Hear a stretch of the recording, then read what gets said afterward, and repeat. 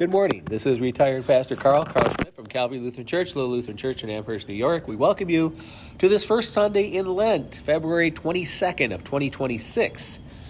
The text that's appointed for this Sunday is from the Gospel of Matthew, the 4th chapter. We're reading verses 1 through 11. This is otherwise referred to as temptation of Christ. And then was Jesus led up of the Spirit into the wilderness to be tempted of the devil. And when he had fasted 40 days and 40 nights, he was afterward hungry. And when the tempter came to him, he said, If thou be the Son of God, command that these stones be made bread. But he answered and said, It is written, Man shall not live by bread alone, but by every word that proceeds out of the mouth of God. Then the devil took him to a holy city and set him on the pinnacle of the temple, and said to him, If you are the Son of God, cast yourself down, for it is written, He shall give his angels charge concerning you. His hands they shall lift you up, lest at any time you shall injure your foot against a stone. Jesus said to him, It is written again, Thou shalt not tempt the Lord thy God. Again the devil took him up to an exceedingly high mountain, and showed him all the kingdoms of the world and the glory of them, and he said to him, All these things I will give you, if you will fall down and worship me. Jesus said to him, Get out of here, Satan, for it is written, Thou shalt worship the Lord thy God, and him only shalt thou serve. Then the devil left him, and behold, angels came and ministered unto him. Here ends the portion of the gospel text from the Gospel of Matthew, the 4th chapter, verses 1 to 11.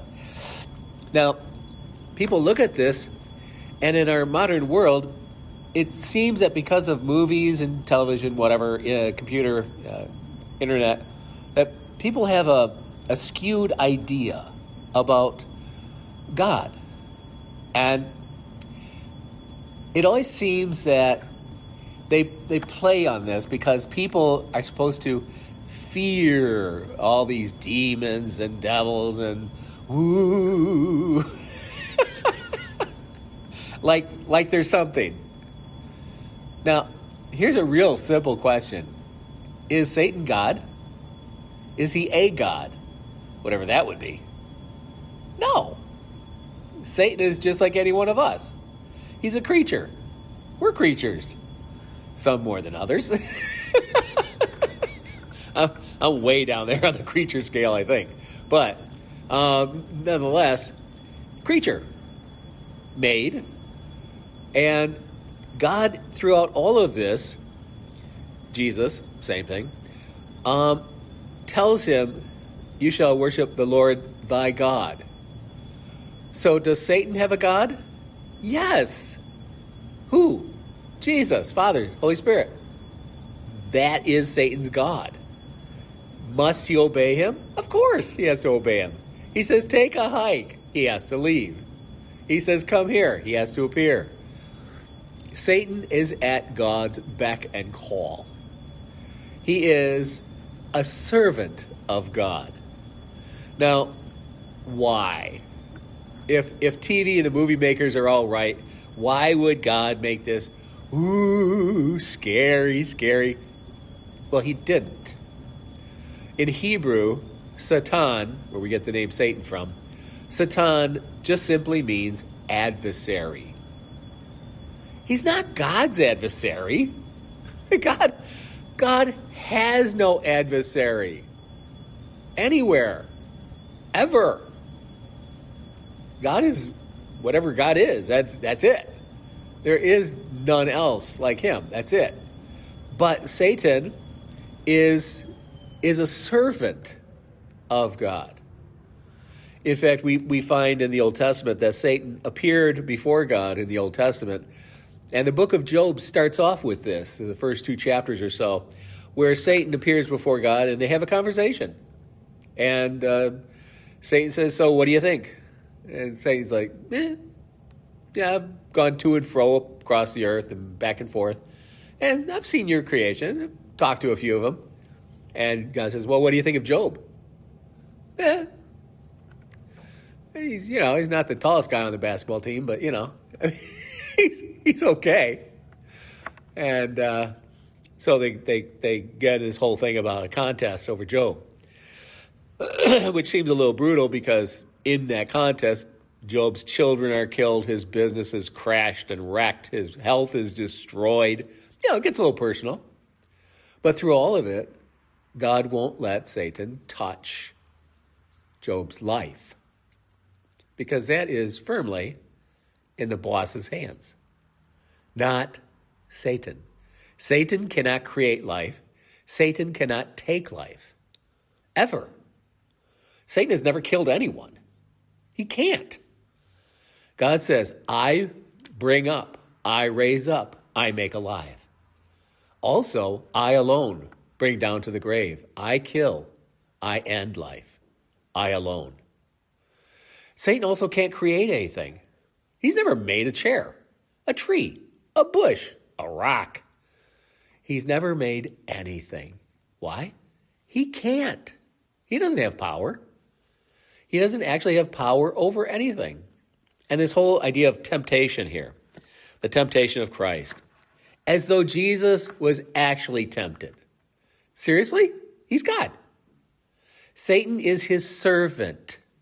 You think the servant is going to injure the master? Seriously? And Jesus finally gets fed up with him and says, get out of here. Like he's going to give him what's already his. Did you catch that? If you bow down, worship me, I will give you all the kingdoms of the world and their glories. And Jesus is probably just sitting there twiddling his thumbs going, man, you're an idiot. They're all mine. It's all mine. Including you, idiot. So take a hike. Then why was this even staged? Because that's all it was. This was staged by the Father, directed by the Spirit, as you see in the very beginning. Then Jesus was led up of the Spirit into the wilderness to be tempted of the devil. Okay. So why was this staged in the first place? Well, it's not for God's benefit. He is and remains God. It's not for Satan's benefit. He didn't learn anything by all this. He's just what he is. He's the adversary. Not God's adversary. He was made to be our adversary. Okay. So who is this all for? Who staged this? God the Father. For whose benefit? Ours. So we clearly and better understand the nature of the players involved in all of our existence. There's the angels, there's the demons, there's the devil. All of them, bar none, are the servants of God. There isn't any creature anywhere by any name that is not a direct servant of God. That's why in Job, it begins with them all gathered in heaven, speaking to God and asking permission to do this, that, or the other thing. And with Job, Satan only got certain permission to do this and that on certain days at certain times to a certain extent. So, this is the nature of this text. And the beauty of it is it remains true. Our chiefest adversary, now some people might think in life that their biggest adversary is drugs, drinking, avarice, licentiousness. You can work out those on your own. And all the rest of the so-called bad things. And people might think, well, gambling's my evil, and I'm a victim of gambling. It's a disease. Okay. You keep telling yourself that. Just stop it. We may have to lock you up, but stop it. When we put them in prison, they stop. Have you noticed that? Funny thing about a cancer patient, you put them in prison, nothing happens, they die. It doesn't stop anything. Put a gambler in prison, it immediately stops that instant. Why? Well, because you've just stopped the behavior. It's a behavior. So, could it have medical implications? Sure. Most everything has medical implications. We're creatures. We're animals. We're mammals. But long and short, it's a behavior that can be simply stopped by sheer force. Ask a gambler what happens if you overborrow from the mob. You're going to stop gambling. You know why? Because you're going to be found in the Detroit River in the back of a Cadillac, in the trunk. And it's funny because I grew up in Detroit, and they've been dredging in Detroit. It's amazing how many Cadillacs they pull out of that Detroit River with people in the trunk, or what's left of them. That's normal. When I grew up in Detroit, it was murder city. Three killings a day. We never even expected any of them were going to be investigated. Cop shows were a joke because they never investigate. You wake up the next day, there's 3 more in the river. Anyways, so Satan is just a servant of God.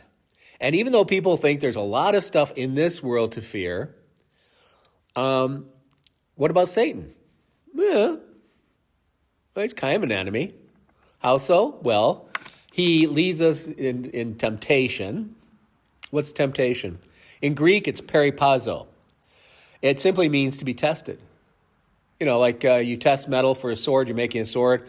You hammer it, you bend it, you twist it, you hammer it, you heat it, you cool it. You do this about 1,000 times, and finally you have yourself a decent sword. Might last 2,000 years. That's what the Japanese do. Really, they have swords that are 2,000 years old. They're amazing. They're also like $1 million. But yeah, that's peripazo. That's to be tried, tested. But is he the one we really should fear? I don't think so. God says, no. He answers the question, who should you fear? Don't fear people who can either injure you or cause trouble. Fear him who can cast body and soul into hell forever. Who's that? Oh, that's God. This is why the scripture says the fear of the Lord is the beginning of wisdom. I always kind of find it funny. And I don't mean funny in the, oh, that's a good joke. No. I mean funny in the sense of, oh, you're going to die. That kind of funny. People who say they're not afraid of anything. I'm not afraid of disease. I'm not going to get vaccinated. I'm not afraid of measles for my kids. I'm not going to get them vaccinated. Then all of a sudden, oh, Johnny's blind? Permanently blind? Measles, you say? Oh, well, that can happen, yeah. He's brain damaged? Oh, hell yeah, that can happen with measles. Sure can. Happens all the time. That's why we eradicated it. Spent amazing amounts of time to eradicate it, and then still. These people aren't afraid of it. Okay. And that's why I say that's funny, because, yeah, you're going to injure your kid, probably rather permanently. There's always some level of damage with measles. No one comes out of it unscathed. And I mean permanently. There is always some damage. So calculate that next time moron says, I'm not afraid of measles. Oh, good for you. Well, you've just proved 2 things. You're stupid and you're stupid. So, who to be afraid of? Oh, that'd be God. God alone. Why? Because there's 2 words that come from God's mouth. One is spoken in anger. One is spoken in wrath. One is spoken in judgment, condemnation, and ultimate doom. And if there's anyone who could bring about doom, I'd say it's the master of doom, God. When he gets really ticked off, you don't want to be there. It gets ugly. On the other hand, when he's happy and says he's happy, and that's in his kindness, his mercy, his grace, his forgiveness. And this is where we have nothing to fear from him. This is where we call Jesus our brother. This is where we call God our Father. And he's not scary. He's not one of these dads who just beats you to death and throws you in the river. There are people like that. There are dads like that. They kill their children. It's happened. It happens in the animal kingdom, and it happens a lot in the human kingdom, and it's a bad thing.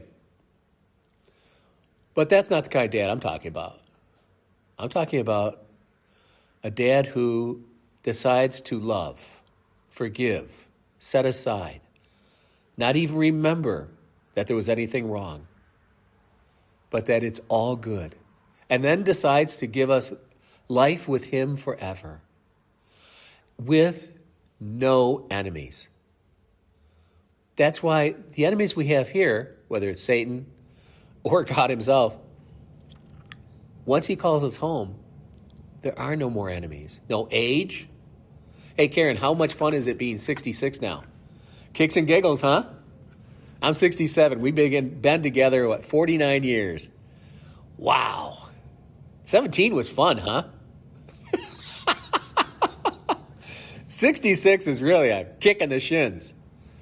Just getting up in the morning, like you're dragging. I mean, that's just how it is. You just drag into the bathroom. Hope you make it there standing up. Age, illness, injury. These are enough by themselves, but then there's everything else.